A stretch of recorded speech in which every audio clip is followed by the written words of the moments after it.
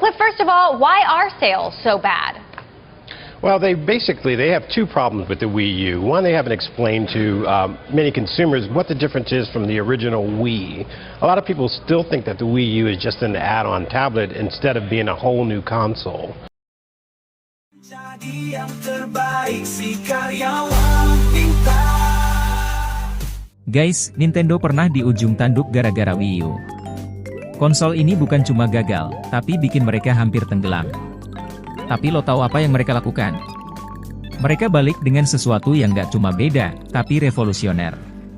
Lo bakal kaget gimana Nintendo ngerubah strategi mereka dan bikin dunia gaming bertepuk tangan. Apa rahasianya? Lo harus nonton video ini sampai habis buat tahu gimana kegagalan bisa jadi awal dari kejayaan. Chapter 1, konsol Nintendo paling ngenes sepanjang sejarah. Bayangin lo punya adik yang jenius, tapi tiba-tiba jadi beban keluarga, itulah Nintendo Wii U. Tahun 2012, Nintendo ngeluarin konsol ini kayak sequel flop dari Nintendo Wii yang sebelumnya meledak di pasar. Nintendo Wii U datang dengan controller tabletnya yang gede banget, tapi harganya mahal, dan grafisnya jadul banget karena gak jauh beda dari PS3 atau Xbox 360. Sementara pesaing seperti PS4 dan Xbox One udah nongol dengan grafik jauh lebih tajam. Siapa yang mau beli? Hasilnya? Penjualan mereka cuma laku 13 juta unit. Nintendo Wii U bukan cuma gagal, tapi jadi kutukan buat Nintendo guys. Gimana nggak? Konsol ini bikin Nintendo rugi besar hingga 340 juta dolar, kehilangan kepercayaan pasar, dan nyaris terbenam. Fans mereka sendiri bahkan bingung sama Nintendo Wii U ini. Banyak yang nggak ngerti, ini konsol baru atau cuma upgrade dari Nintendo Wii yang lama. Jadi, semua faktor ini bikin Wii U dicatat dalam sejarah sebagai konsol Nintendo paling ngenes. Chapter 2, 3 kesalahan fatal yang nyaris bunuh Nintendo. Guys, lo tahu nggak? Nintendo Wii U itu hampir bikin Nintendo gulung tikar. Konsol ini bukan cuma gagal, tapi jadi bahan lelucon di dunia gaming. Tapi kenapa? Pertama, marketingnya kacau parah. Banyak orang mikir Wii U itu cuma aksesori receh dari Wii lama. Nintendo nggak bisa jelasin dengan jelas apa bedanya Wii U sama konsol sebelumnya. Akibatnya konsumen bingung, dan akhirnya jadi ogah beli. Kedua, grafisnya ketinggalan zaman guys. Bayangin, saat PS4 dan Xbox One udah nongol dengan grafis gila-gilaan, Wii U masih mentok di level PS3 atau Xbox 3. Parahnya lagi, konsol ini bikin pusing developer pihak ketiga. Kenapa? Karena hardware-nya lemah banget, jadi game-game besar kayak Call of Duty, Black Ops 2 dan Batman, Arkham Origin harus diutak-atik habis-habisan supaya bisa jalan. Itu pun komunitas pemainnya kecil banget. Ngapain developer capek-capek bikin game di platform yang sepi kayak kuburan? Ketiga, controller tabletnya bikin pusing. Nintendo kasih layar sentuh gede di Wii U gamepad. Kelihatannya keren kan? Tapi kenyataannya banyak game besar nggak memanfaatin fitur ini sama sekali. Konsumen jadi mikir, buat apa bayar mahal buat fitur yang nggak kepake? Intinya, Nintendo lupa satu hal penting, inovasi tanpa strategi itu cuma buang-buang waktu, tenaga, dan uang. Chapter 3, Nintendo bangkit dari kubur. Setelah Wii U flop, Nintendo kena pukulan besar guys. Konsol ini gagal total, cuma laku 13,5 juta unit, padahal konsol sebelumnya laku hingga lebih dari 100 juta unit. Tapi, di balik layar, mereka langsung ngebentuk tim rahasia buat ngembangin proyek baru, Project NX. Ini nama kode untuk sesuatu yang bakal ngebalikin keadaan. Nintendo sadar, mereka harus ubah strategi. Konsol nggak bisa cuma fokus ke grafis tinggi atau teknologi rumit. Konsumen sekarang butuh konsol yang fleksibel, mudah dimainkan, dan cocok sama gaya hidup sehari-hari. Dan hasilnya? Lahirlah konsep hybrid pertama di dunia. Bayangin, lo main game di TV, terus tinggal cabut konsolnya, lanjut main di sofa, di kasur, bahkan di toilet.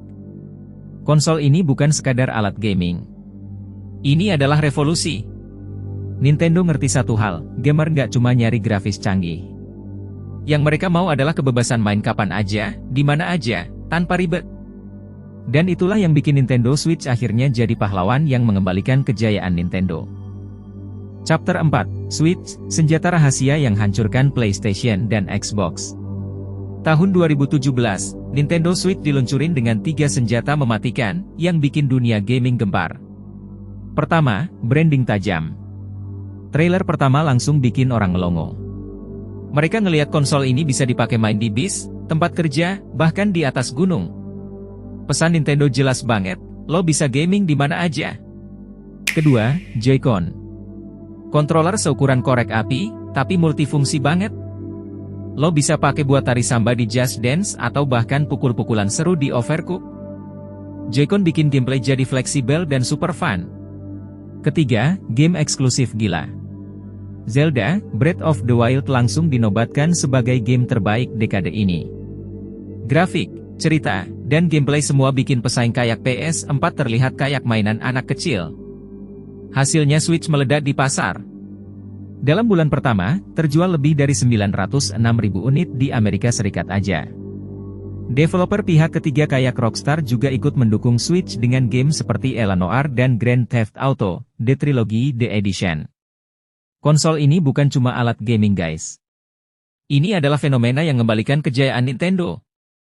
Nintendo ngebuktiin satu hal, lo bisa ngalahin Godzilla, asal pakai senjata yang benar. Chapter 5, Kesimpulan. Nintendo pernah jatuh parah banget. Konsol Nintendo Wii U cuma terjual 13 juta unit. Dunia ngecap Nintendo udah habis dan selesai, tapi mereka nggak nyerah. Mereka berani gagal dan bangkit dengan sesuatu yang revolusioner, yaitu Nintendo Switch.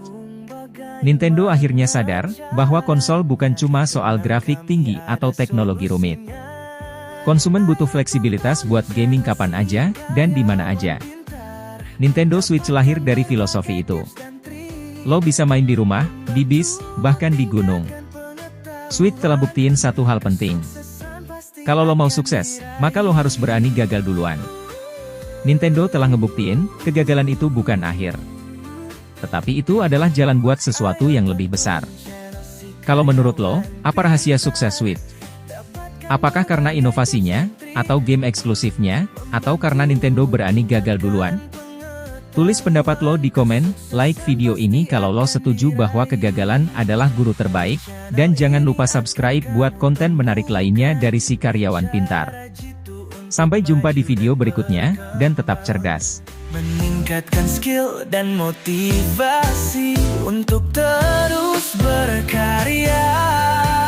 Ayo tonton channel si karyawan pintar, berbagi tips dan trik yang akan membantumu. Baca buku, tingkatkan pengetahuan, maka kesuksesan pasti akan kau raih, percayalah.